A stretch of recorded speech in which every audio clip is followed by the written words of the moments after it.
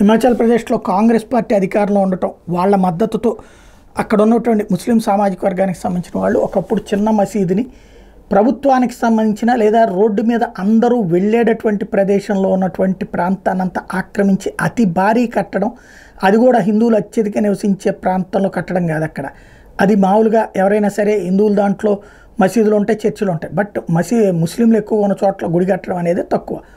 అయితే హిందువులకు సంబంధించినటువంటి పెద్ద ఎత్తు నిరసనకు కారణమైంది ఏంటంటే భారీగా ప్రభుత్వ ఆక్రమణ, అంటే ప్రభుత్వమే ప్రోత్సహించి మరి ఆక్రమణని అనుమతించడాన్ని వ్యతిరేకిస్తూ గత వారం రోజుల నుండి ఉద్యమిస్తున్నారు.